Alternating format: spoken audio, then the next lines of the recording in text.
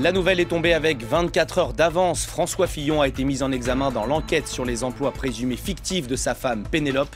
Lors de son audition ce mardi, le candidat des Républicains a refusé de répondre aux questions des juges d'instruction qu'il avait convoqués. Les élections législatives aux Pays-Bas, 13 millions d'électeurs sont appelés aux urnes.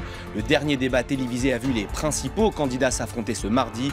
Deux hommes font toujours figure de favoris, le Premier ministre actuel, Mark Rutte, et son rival populiste, Geert Wilders. Et puis nous prendrons la direction de New York, toujours en état d'urgence. La ville a été frappée par la tempête Stella, à l'image d'une bonne partie du nord-est américain. Des écoles ont dû être fermées, des vols annulés. Un blizzard néanmoins moins violent que prévu. Bonjour et merci de nous rejoindre sur France 24. François Fillon a donc été mis en examen ce mardi dans le cadre de l'enquête sur les emplois présumés fictifs de sa femme Pénélope. Le candidat des Républicains à l'élection présidentielle a été convoqué dans le bureau des juges d'instruction, mais il a refusé de leur répondre. Dans une déclaration, il a néanmoins réaffirmé que l'emploi de son épouse n'était pas fictif. Une mise en examen qui marque un tournant majeur dans cette course à l'Élysée. Arnaud Comte. François Fillon vient d'être mis en examen. Il est 14 h. L'information n'est pas encore connue lorsque le candidat de la droite arrive à la Fédération nationale des chasseurs. Lui seul est au courant. Il ironise alors sur sa situation. Parler à la chasse française, à la ruralité française. Dans cette campagne présidentielle où les balles volent bas, je peux vous confier en souriant qu'il ne me déplaît pas d'être aux côtés de vrais chasseurs. Initialement convoqué demain chez le juge, François Fillon, via ses avocats, a demandé à faire avancer la rencontre, qui a finalement eu lieu ce matin dans le plus grand secret. Dans le bureau des magistrats, François Fillon ne répond pas aux questions, se contente de lire un communiqué avant de se voir notifier ses 3 chefs de mise en examen. Détournement de fonds publics, complicité et recel d'abord. Cela concerne les soupçons d'emploi fictif liés à l'embauche de sa femme Pénélope en tant qu'attaché parlementaire. Deuxième chef, recel et complicité d'abus de biens sociaux. Dans le viseur de la justice, cette fois, les doutes sur le travail réalisé par Pénélope Fillon pour la revue des Deux Mondes, propriété de Marc Ladré de la Charrière, ami du couple Fillon. Enfin, mise en examen aussi pour manquement aux obligations de déclaration à la Haute Autorité pour la transparence de la vie publique. Cela concerne un prêt de 50 000 € de Marc Ladré de la Charrière que François Fillon dit avoir omis d'inscrire dans sa déclaration. Mise en examen donc, mais toujours candidat. J'ai dit que si j'étais mis en examen, je ne serais pas candidat, mais à condition que les conditions de cette mise en examen soient normales, que ce soit les mêmes pour tout le monde. Je ne vais pas déférer aux ordres de ceux qui instrumentalisent la justice en renonçant à ma candidature. Dans le camp de François Fillon, dès l'annonce de sa mise en examen, la droite évoque un non-événement. C'est une histoire écrite d'avance.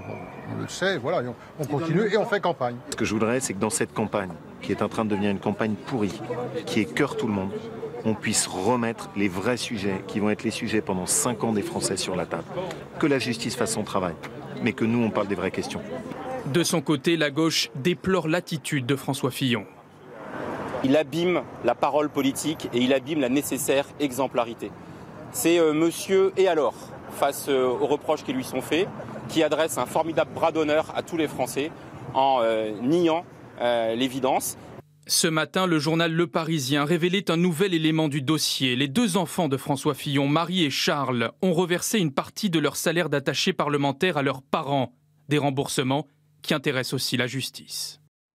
La Cour de justice européenne a tranché. Il est désormais possible pour un employeur d'interdire sous certaines conditions le port de signes religieux en entreprise. Une décision symbolique, mais qui ne devrait pas bouleverser le droit français. Anne Guéry. C'est une décision qui émane de la plus haute instance judiciaire européenne et qui fixe le cap. Une règle interne d'une entreprise interdisant le port visible de tout signe politique, philosophe ou religieux ne constitue pas une discrimination directe. Autrement dit, une entreprise peut interdire tout signe religieux dans son règlement intérieur. Pour les représentants du patronat et des PME, cela peut apaiser les conflits. Si demain ou dès aujourd'hui un employeur se sert de son règlement intérieur pour éviter tout signe ostentatoire ou en tout cas de prosélytisme au sein de son entreprise, eh bien, il a un moyen tout à fait factuel pour faire en sorte que les choses se passent bien et qu'il reste finalement, avec ses représentants du personnel, le patron chez lui. Une décision qui a ses limites. la Cour de justice européenne a dû trancher un conflit né dans cette entreprise. Micropole, qui fait du conseil informatique, engage Asma B en qualité d'ingénieur d'études en juillet 2008. À cette date, elle porte un foulard islamique et cela ne semble pas poser de problème.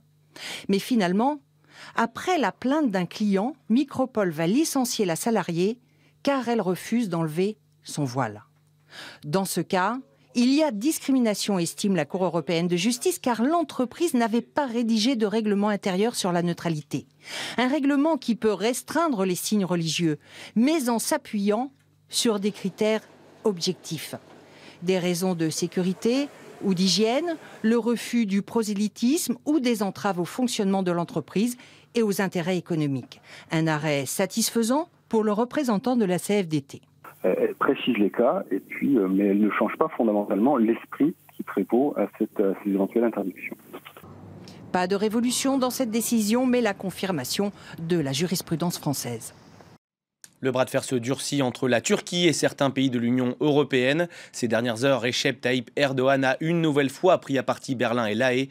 Une colère provoquée par l'annulation de plusieurs meetings électoraux en faveur du référendum du président turc. Des critiques qualifiées d'inacceptables par le Premier ministre néerlandais. Les Pays-Bas, justement, 13 millions d'électeurs doivent se rendre aux urnes ce mercredi pour des élections législatives très attendues dans le pays et en Europe.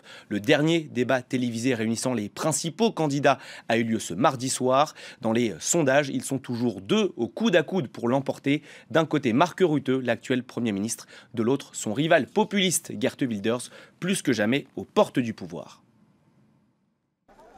À la rencontre de ses sympathisants, Geert Wilders se prête volontiers au jeu des photos. L'élu populiste peut avoir le sourire, même si son parti n'est pas en tête des intentions de vote. Ces thèmes ont dominé la campagne, en particulier la question identitaire. Peu importe que son parti arrive en deuxième, troisième, quatrième ou cinquième position, il a réussi à imposer les thèmes les plus importants, que sont l'islam, l'intégration et l'immigration. De nombreux Néerlandais se disent inquiets pour l'avenir de leur pays, qui affiche pourtant une bonne santé économique avec un chômage autour des 5%. Mes recherches ont montré qu'une partie de la population est assez pessimiste quant à son avenir économique.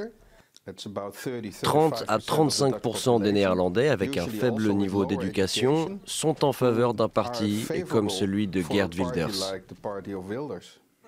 Geert Wilders qui espère aussi compter sur la crise diplomatique avec la Turquie. Quant au Premier ministre Mark Rutte, il s'est illustré en haussant le ton contre Ankara. Je pense que ça va booster le PVV. Ça va jouer en faveur de Geert Wilders car la Turquie n'a pas une bonne image en ce moment. Et ça va influencer les choses. Je crois que notre Premier ministre a fait du bon boulot au bon moment dans ces élections.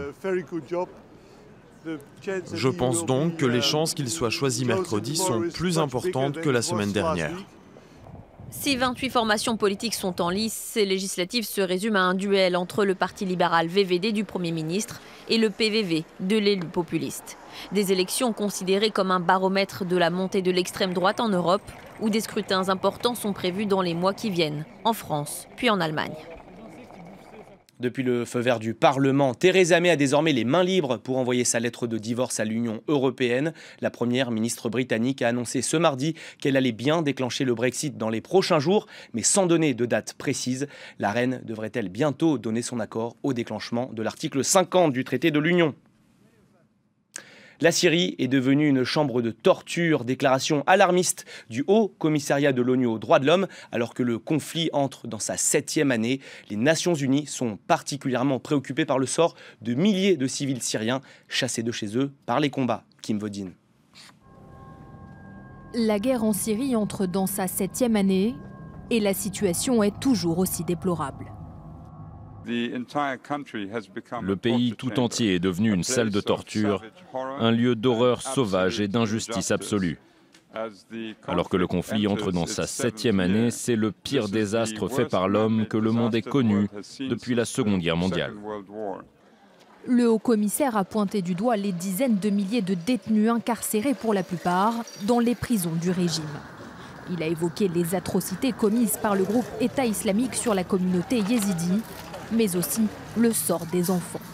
Lundi, un rapport de l'UNICEF annonçait que 2016 avait été la pire année pour les enfants syriens.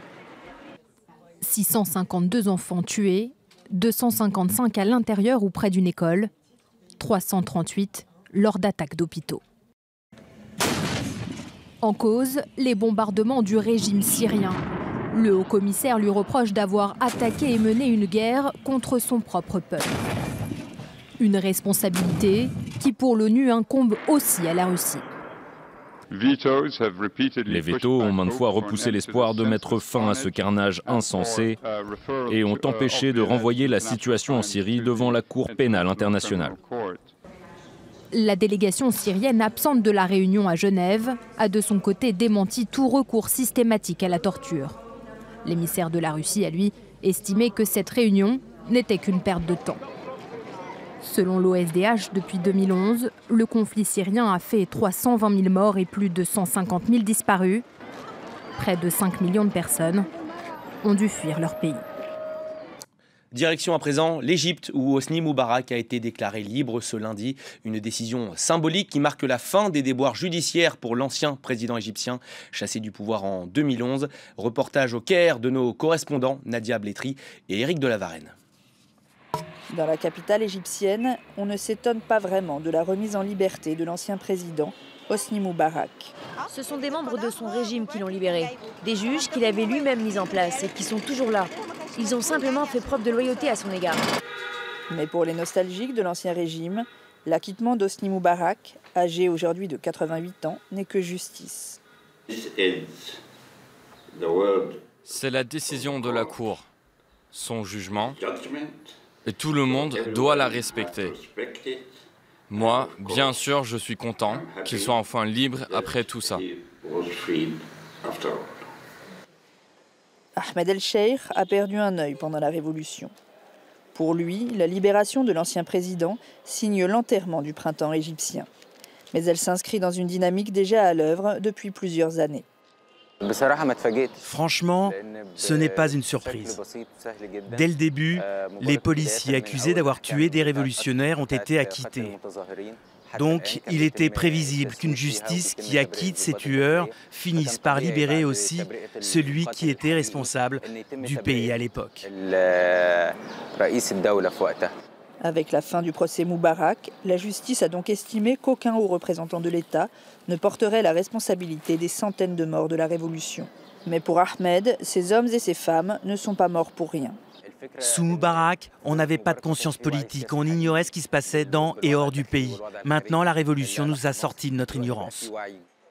6 ans après la Révolution, Hosni Moubarak apparaît déjà comme une figure du passé aux yeux d'une population surtout préoccupée par la crise économique qui frappe le pays.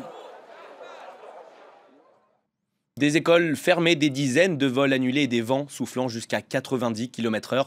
La tempête Stella a frappé le nord-est des États-Unis. New York n'a pas été épargné, même si le blizzard a été moins violent que prévu. Cécile Galluccio. En quelques heures, New York s'est retrouvé sous 20 cm de neige.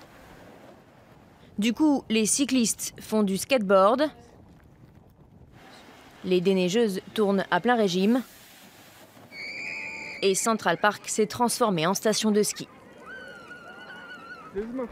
C'est la première fois que je vois de la neige. C'est génial, je veux dire, je l'ai vu à la télévision, mais là, c'est différent. On a fait une bataille de neige, il fait vraiment froid, alors maintenant on va aller se boire un chocolat chaud.